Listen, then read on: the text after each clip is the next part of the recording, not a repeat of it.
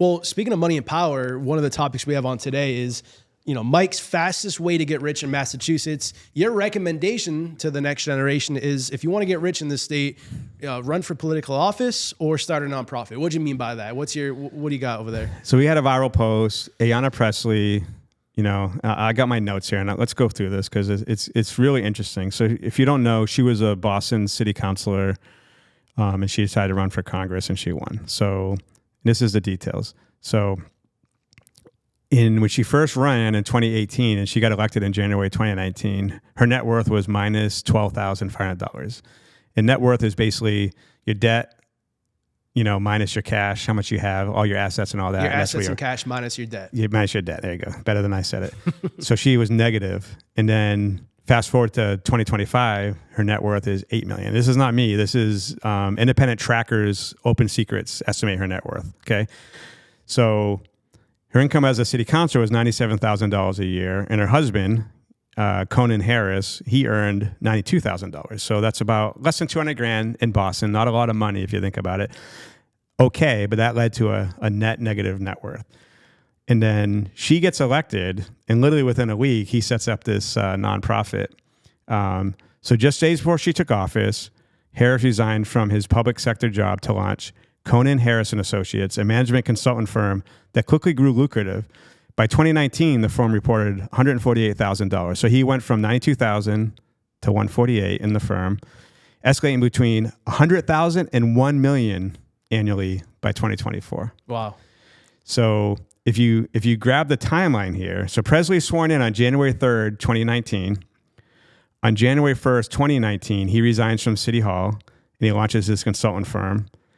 And he registers it on January 15th. So that's less than 2 weeks later, he registers this. And then suddenly he's going up from $148,000 in the first year all the way up to $1 million annually a year.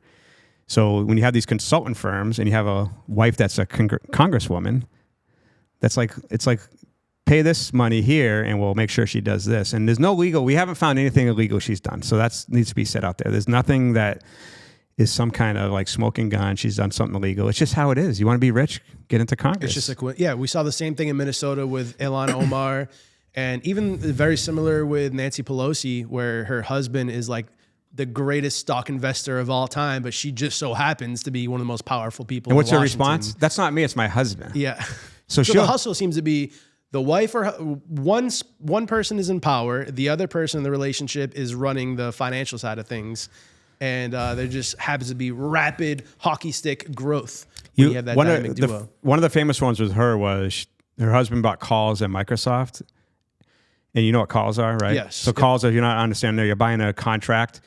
It's a way to like really leverage a stock, right? You're buying you're buying the rights to buy 1,000 shares in the future. And it costs you a discounted rate, but it goes up. So he buys calls, and then a week later, there's like a government contract given to Microsoft in the like billions of dollars. So the stock pops off. So you see that young kid, he created a tracking app. Yeah. And it just invests. The Nancy Pelosi tracker, stock tracker. And he's got like one of the number one apps downloaded, and it's like outperforming everyone. She outperformed Warren Buffett by like tenfold. It's some crazy number. Some guy did the numbers. If you took Warren Buffett's like 50 years and you took her like 20 years, she like tenfolded his like returns.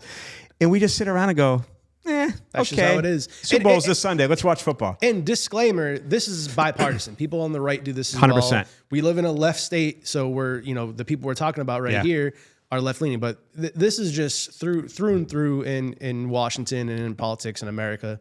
Money is just hand in hand with politics. When I read DeSantis' book, he opened my eyes. He's told me why he went for governor out of Congress. And he did Congress for like 6 years. And he found out there's a famous movie called Mr. Smith Goes to Washington. It's Jimmy Stewart.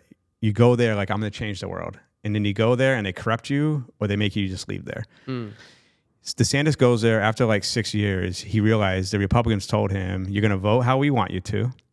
If you don't, we're going to primary you. We're not going to invite you to the fundraisers and you're going to be gone.